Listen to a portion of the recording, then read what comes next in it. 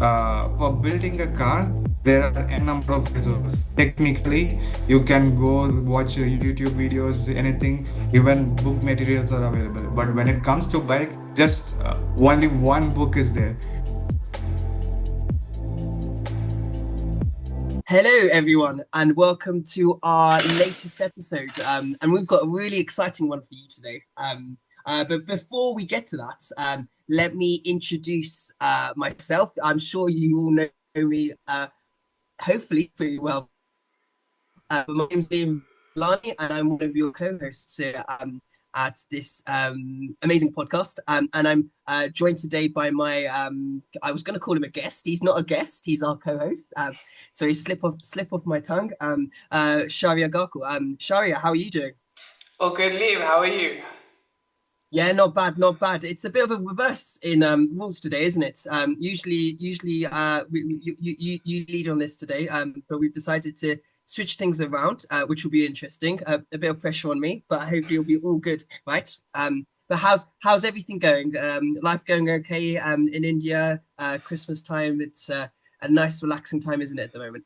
Yeah, absolutely. I mean, Liam, I just wanted to ask you, how does it feel to be leading? I mean, obviously we tried it, a couple episodes back, but I think we found that you really enjoyed doing it. So, how's it No, feel? really. It's great. It's great. And obviously, whichever role I'm in, it's always great because it's the same thing. Being able to speak to amazing people, being able to speak to you, and just being able to be a part of this was always great. But it's nice. It's nice to switch things up, get some different things going, and as well. That's really good as well. So, yeah, I mean, suggest we get straight into it. Yeah, So, let's get we have straight a, into it. Let's get straight yeah, into it. Yep. Sorry, go yeah. ahead. Yeah, so obviously we have another guest with us today. So, welcome, Kausik. Do you want to give us a brief introduction about yourself? Yeah. Once again, thank you for you both for calling me to this wonderful podcast. It's really amazing. I'm Kaushik. I'm one of the friend of Liam, who is currently we are both studying in IE. Then I'm from India basically, and I did my undergrad in mechanical engineering, and that's it. So how about Perfect. you Yeah. guys? You guys are Ka- good? Ka- Kaushik, I think we've known each other since September, right? But it feels like we've known Yeah. each other a lot longer because we've kind of spent the last 3 months day in, day out, Yeah. going to university together. It's been a cool experience, isn't it? But I think it's been great to get to know you, and that's why I was really keen to have you on to be able to give you to ask some questions to find out a bit more about you. So no, thank you for that. Yeah. But should we start kicking off? Because I wanted to just find out a bit more about your background in terms of engineering, studying engineering. Yeah. Did you do any? Did you engineering is a big diverse field. What did you focus on? And did is there any sort of area which you have really strong interests in? Um, Actually, the reason why I studied mechanical engineering was I was initially during my school days, I was so interested in defense aeronautics. At the same time, my father was working in the energy sector and manufacturing as well. So I thought that it would be good to know about mechanical engineering because it has wide opportunities. So starting from defense, you can go inside automotive engineering, energy, manufacturing, then robotics, then even they have good presence in medical industries too. So that's the reason I took, okay, whether might not have some idea right now going, but in the future, if I'm if I find my interest or preferences in some of these things, this would be helpful for me. So Because that's how there's a I lot. took the mechanical engineering. If you think about it, there's quite a lot of engineers in the world who then go into do business, right? It's quite a it's quite Yeah. I'm not too sure of the exact figures, but quite a lot of CEOs, entrepreneurs tend to come from Yeah. engineering Think of backgrounds. James Do you Dyson, think right? James Dyson? Yeah, I was just thinking about him, James Dyson, but I'm pretty sure there's a lot more who've done it. Maybe Yeah. in technology and mechanical Yeah. chemistry. There's a lot. It's very diverse, right? Right, right. Yeah, that's What, true. what do you think is the reason why so many people sort of transfer to business? Do you think there's is just because there's opportunities, engineering, there's opportunities, or do you think there's some sort of mindset which you think engineers have, which just make them I great would business? s- I would say that engineers, by technically they will have the knowledge for quants and logical thinking, so they find it easy to go inside business. And secondly, whenever you go to a company, working in a company, for, let's say, initial stages you'll be working as an engineer, but when you want to grow, you need to know about the business as well. So once if you go inside, then you have to know like the subjects like project management, the businesses, the finance, everything. So people who can learn on their own, well, self-reliant, okay, they're fine. But most of them who are not self-reliant, they need some kind of additional knowledge. They will, of course, go to the B schools and they will learn, then they will progress themselves. Just like you, right? You've gone Yeah, now yeah, to a yeah, business that's school, it. and you've done that transfer. So in terms of engineering and in terms of your background, did you focus on? I'm aware you focused on process automation in factories and sort of power energy manufacturing. Can you just Mm. speak a bit more about that because obviously it's a very big terms. And Yeah, yeah, maybe yeah. I don't know if our listeners know much about it. Maybe you can explain what it's all about. When we say about manufacturing industries, there are various kind of manufacturing industries. Automation is a part of the manufacturing industry, if I want to say. Let's say you guys would have heard about the different stages of industry Yeah. revolutionized. The industry 1.0, 2.0, like that. The automation comes at the industry 3.0. The current stage which is running is the industry 4.0, which we have learned about during our classes in the IE right now. Yeah, And yeah. that is nothing but it's smart manufacturing. It's like the manufacturing which happens autonomously on its own without any human interface. Maybe one or two may overlook it, but apart from that, there won't be anyone. So that's how the manufacturing. When it comes to energy, right now the world is going through some global crisis with this oil and gas energy due to the geopolitics and everything. So I think that, especially in Europe, there is a huge problem facing because usually they used to buy oil and gas from Russia, but later, due to the wars, they themselves were not going forward. But in terms, they are so dependent on others. So the energy is revolution, like they are towards the non renewable energies like solar. Wind energies, but that's not sufficient for them. So they are right now into the hydrogen, which is considered to be the future of the Europe. And So so, just to have explore that a bit more. So by what you're saying is that automation is the future. Automation is yeah, what this sort of we're looking at now in it's an terms of the advanced industrial level of revolution. robot. I won't say It's it's advanced level. Um, it's the previous level of the robotics. Automation but is considered. automation. And do you Yeah, think that's a trend we're seeing in varying industries? I know we talked about sort of different yeah, localities. That's something that we're seeing across the board. Obviously, so yeah, you're from India, and you've sort of grown up there. You've traveled quite a lot and everything. Are you able to give us yeah, maybe some sort of have you seen that in person?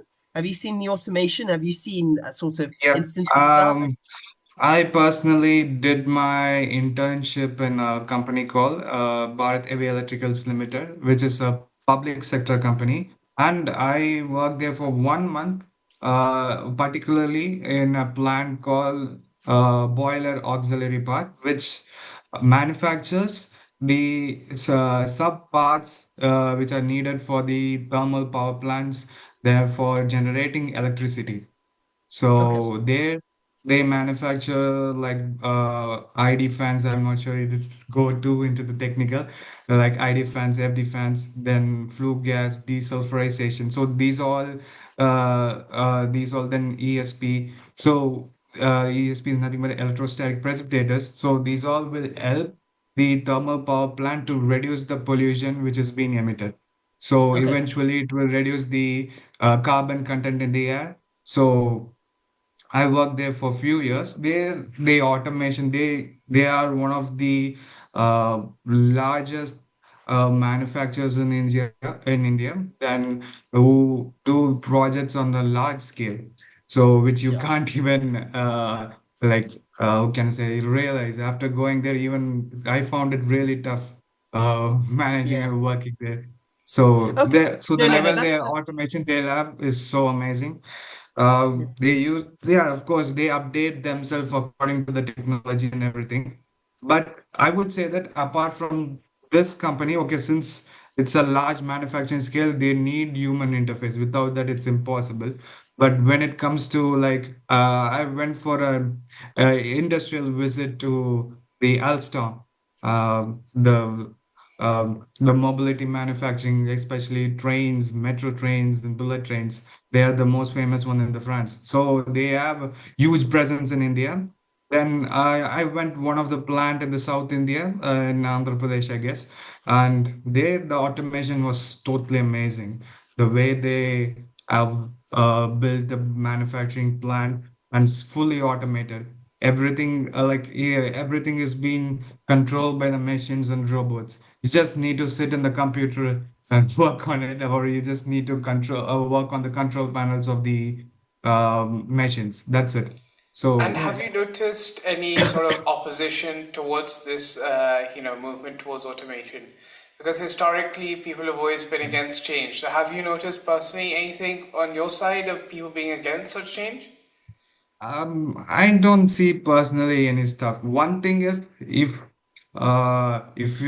we didn't learn about automation or robotics in future, then we might suffer. Otherwise, there's no problem in it. We will be doing very well in that. Because anyways, at the end, you need some kind of human interface. Without humans, machine can't like go work for 100% for 24 hours or something. There might be some problems, so for that, yeah, of course, humans have to be there. So I believe that it's just people have to develop the skill. That's all.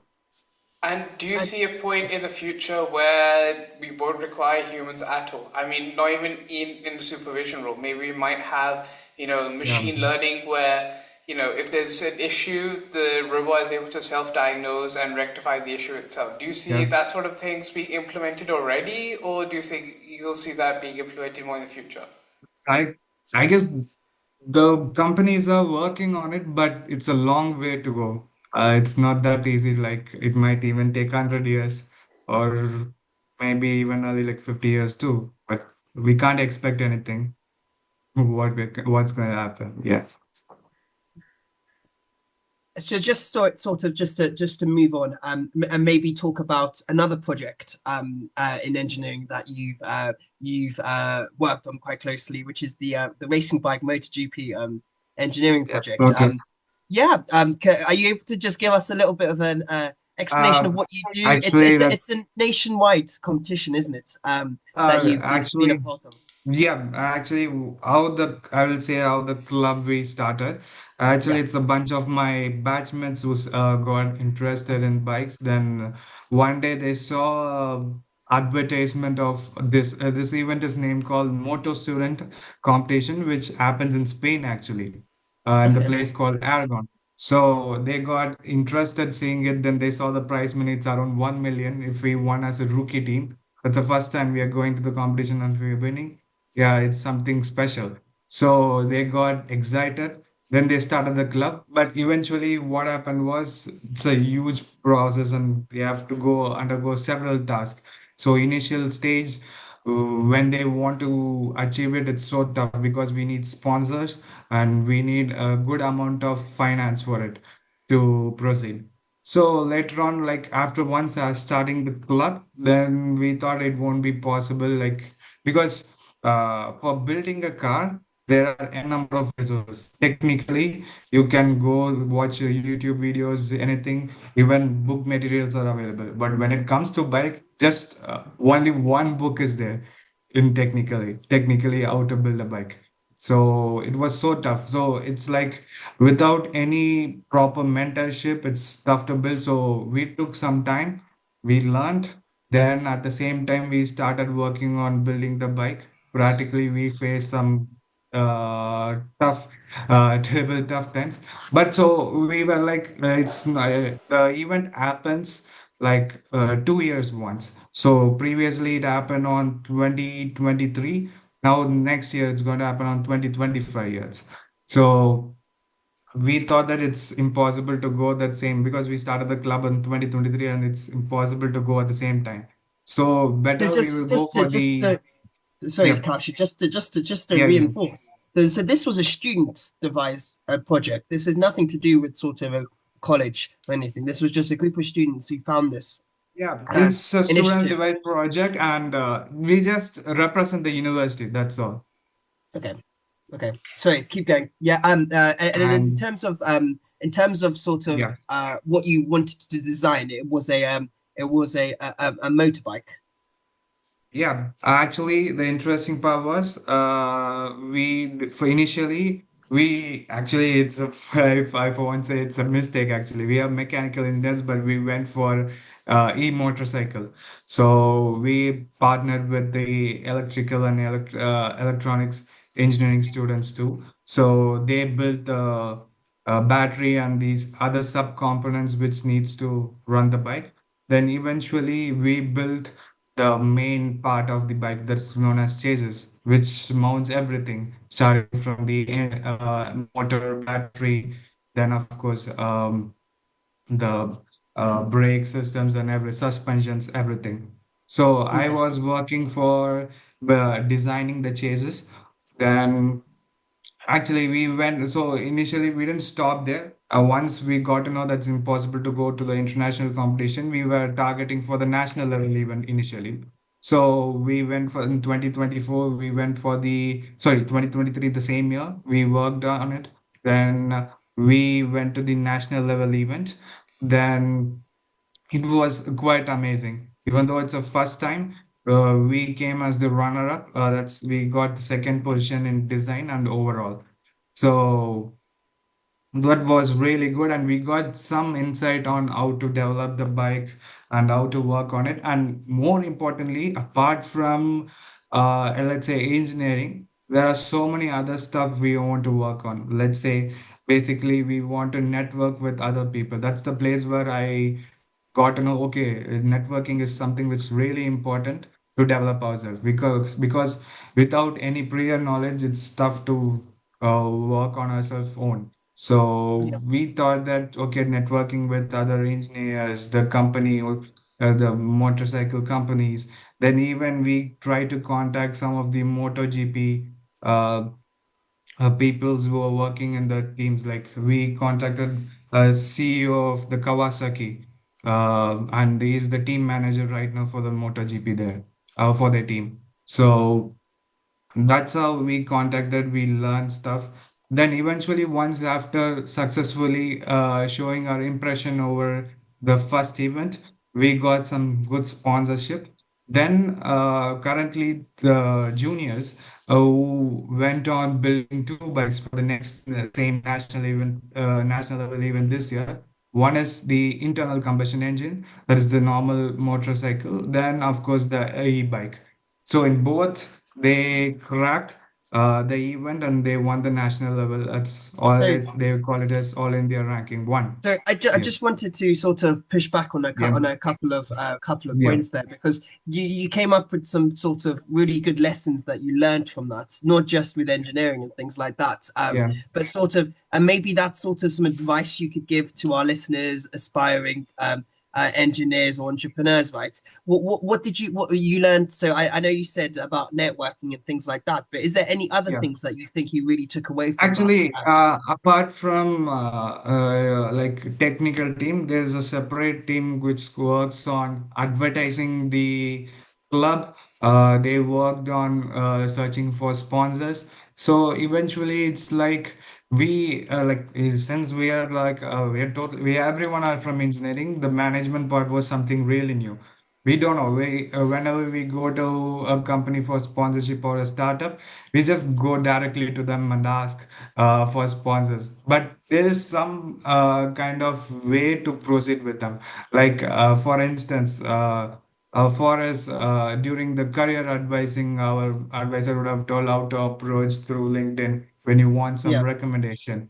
So it's the same way. So when you want some help with your sponsorship, we have to approach, we have to first attract them. At the same time, we have to create a good impression that you are worth enough. Without that, if you go randomly, they would say, you heard from no one, or we can support it, or we have to show them some proof. So yeah. that No, no, is no. something That's really, it's like, I would say it's like negotiation skill, which no, is no, that's really something good. That's really really good. important. No, no, no, no, Yeah, that's really good. And it sort of ties into our next session, the rapid fire, because yeah, there's a lot of questions I was yeah, going to ask there, which you've kind of covered right, already. yeah.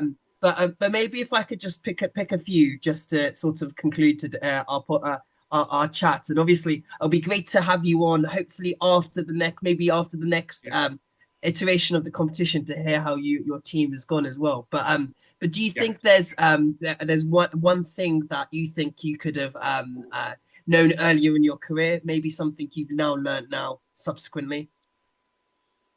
Um, now once learned in the career, I would say that can you repeat the question once again. Yeah, of course. Just What is there one thing that you wish you knew earlier in your career? okay. I would say that since I was an introvert, I was not known about how to speak with anyone, especially whenever there is need. I thought that I can work on my cell phone.